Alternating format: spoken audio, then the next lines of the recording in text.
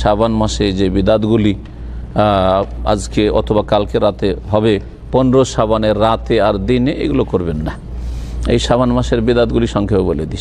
শাবান মাসের বিদাত হচ্ছে, 1 নম্বর বিদাত এই 15 তারিখের রাতটিকে শবে বরাত মনে করা। এর নাম কি? শবে বরাত। শবে বরাত নাম কোনো হাদিসেও নেই, বানানো নাম একবার। এই নাম শবে বরাতটাই উঠিয়ে দেন।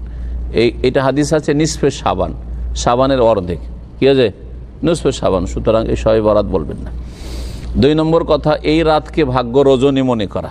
এটা ভাগ্য রজনী নয়, যে ভাগ্য লিখা হয়। ভাগ্য আসমান জমির সৃষ্টি 50,000 বছর আগে লিখা হয়ে গেছে। আর প্রতি বছরের ভাগ্য যদি জানানোর বিষয় হয় তাহলে সেটা লাইলাতুল কদরের রাতে, সেটা রমজান মাসে। আর এই শাবানের এই রাতের এমন কোনো বিষয় নেই যে এটা না, এটা ভাগ্য রজনী। দুটো গেল, দুটো ভুল। 3 নম্বর ভুল হচ্ছে এই রাতে নফল পড়া সারা রাত জেগে, আর দিনে রোজা রাখা। এটা জাল হাদিস। সুতরাং এই জাল আর মিথ্যা ধর্ম পালন করবেন না। সহিহ নবী কারীম সাল্লাল্লাহু আলাইহি ওয়াসাল্লাম সুন্নত মোতাবেক গোটা মাসে রোজা রাখেন, 5, 10, 20টা রোজা রাখেন, অসুবিধা নেই। শুরু থেকে শুরু করে এখনও বাকি যে দিনগুলো আছে রোজা রাখেন। জি হ্যাঁ, শেষ দিকে শুধু 28, 29, 30 এই দিনগুলিতে রোজা রাখবেন না, রমজানের সাথে মিলিয়ে দেবেন না, হাদিসে নিষেধ আছে। কি বললাম? যে দিনে রোজা রাখা, রাত্রে নফল পড়া 15 শাবানে, এটাও বিদাত। 3 নম্বর। 4 নম্বর বিদাত হচ্ছে যে এই 15 শাবানের রাতে দলে দলে কবর জিয়ারত করা, আর কবরস্থানকে আলোকিত করা, মোমবাতি আগরবাতি জ্বালানো, এসব বিদাতি কাজ করবেন না। বোঝা গেছে না?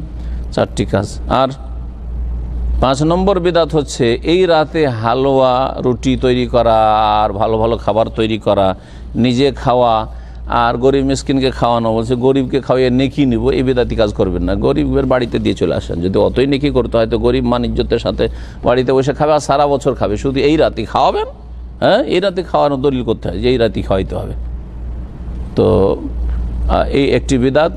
আর তার সাথে সাথে আরও আরেকটি মারাত্মক বিদাত আছে যে এই রাতে বিধবারা ভালো হালুয়া রুটি তৈরি করে বসে, আর ধারণা করে যে রুহগুলি কবর থেকে উঠে আসবে, আর উঠে এসে আমাদের হালুয়া রুটি কিছু খেয়ে যাবে।